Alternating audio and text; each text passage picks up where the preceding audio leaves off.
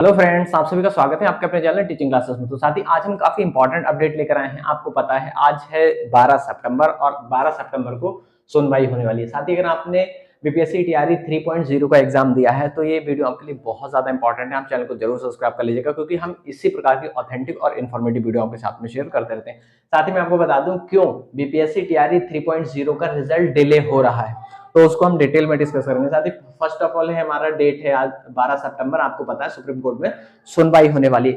जो case number है वो है 008386/2024 2024। आफ्टर लंच ये सुनवाई होने वाली है क्योंकि आपको पता है साथ ही जो लिस्टेड हुआ है केस वो 110 नंबर पर हुआ, तो ये नंबर लगभग आपका आफ्टर लंच आने वाला है। तो साथ ही हम आपको बता दें कि आज का पूरा मुद्दा जो है वो इस वीडियो का सार है वो क्या है। तो हम आपको बता दें साथ ही जो बिहार सरकार का 70% आरक्षण वर्सेस 60% आरक्षण जो पॉलिसी है उस पर ये विवाद है। क्योंकि आपको पता है जो टीआरई 3.0 था उसका जब एग्जाम हुआ था तब उससे पहले जो बिहार सरकार है उसने 70% आरक्षण को लागू किया था और इस आरक्षण के खिलाफ जो गौरव जी थे इन्होंने क्या किया था, एक एसएलपी दायर की थी अगेंस्ट किसके, स्टेट ऑफ बिहार के। और वो पटना हाईकोर्ट में इन्होंने एसएलपी दायर की थी और एसएलपी जब दायर की थी तो जो पटना हाईकोर्ट है उसने उस पर इंदिरा साहनी के केस के रेफरेंस में इस आरक्षण को रद्द कर दिया। तो जो 70% आरक्षण था कोर्ट ने ये कहा था कि 70% आरक्षण आप लागू नहीं कर सकते। इंदिरा साहनी का जो केस था उसका इन्होंने जो कोर्ट थी उसने रेफरेंस लिया था। उसके बाद में जो सरकार है उसने क्या किया, साथी जो बिहार सरकार है उसने 2 जुलाई 2024 को बिहार सरकार ने पटना हाईकोर्ट के जो वर्डिक्ट आया था, जो फैसला आया था, ऑर्डर आया था, उसको चैलेंज करने के लिए सुप्रीम कोर्ट की डबल बेंच में इन्होंने केस को दायर किया। उसको जो ऑर्डर था उसकी चुनौती देने के लिए इन्होंने डबल बेंच, जो सुप्रीम कोर्ट की डबल बेंच है उसमें केस को दायर किया था। और डबल बेंच में कौन कौन है, जजेस कौन है, तो जेबी पदरीवाला और मनोज मिश्रा, ये दोनों केस आज की सुनवाई करने वाले हैं।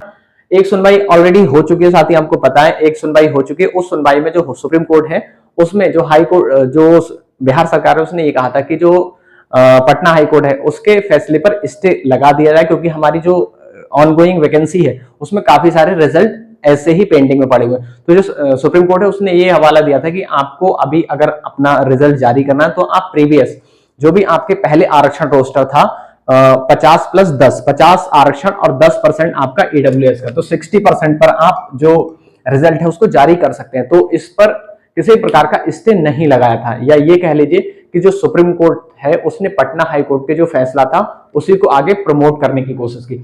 और आज है आपकी 12 सितंबर, दूसरी सुनवाई होने हैं और इसी में आपका फाइनल जजमेंट या फाइनल डिसीजन आने की पूरी संभावना है। हम आपको बता दें कि इसका प्रभाव क्या पड़ रहा है। तो साथ ही इसका सबसे बड़ा जो प्रभाव है वो रिजल्ट पर पड़ रहा है क्योंकि आपको पता है साथ ही रिजल्ट आपका जो अगस्त के लास्ट वीक तक हर कीमत पर देने की संभावना की जा रही थी।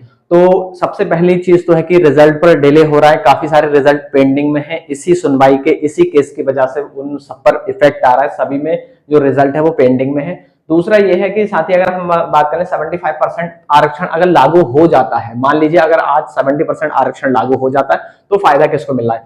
साथ ही तो मैं आपको बता दूं जो आपके जनरल वाले हैं उनको नुकसान होने वाला है, उनकी कट ऑफ, क्योंकि 3 से 4 नंबर उनकी कट ऑफ में इंक्रीमेंट देखने को मिलेगा। और जो कैटेगरी वाले हैं उनकी इसके रिवर्स में 3 से 4 नंबर आपको डिक्रीमेंट देखने को मिलेगा। जस्ट अगर हम रिवर्स की बात कर लें, अगर 60% आरक्षण को ही आगे प्रमोट कर देती है सुप्रीम कोर्ट आज के फैसले पे, आज जजमेंट दे देती है 60% पर सुप्रीम कोर्ट, तो क्या होगा, जो कैटेगरी वाले हैं उनको हानि होगी।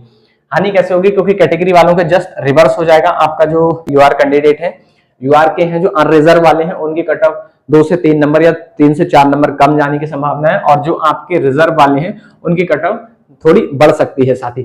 तो इसका पूरा यही सार है साथी कि इसका सबसे बड़ा नुकसान छात्रों को ही भुगतना पड़ रहा है और जबकि गलती है सरकार की साथी। मेरा अगर ओपिनियन मानेंगे तो चांसेस है आपका 60% आरक्षण को ही जो सुप्रीम कोर्ट है वो आगे प्रमोट करने की कोशिश करेगी, क्योंकि इंदिरा साहनी के केस का रेफरेंस लिया गया है कि उसमें आप 50% से ज्यादा आरक्षण नहीं बढ़ा सकते। तो यहाँ पर 50% आरक्षण है प्लस 10% आपका ईडब्ल्यूएस का, तो ये मानकर चलिए कि इसी पर ही आपका फैसला देखने को मिल सकता है।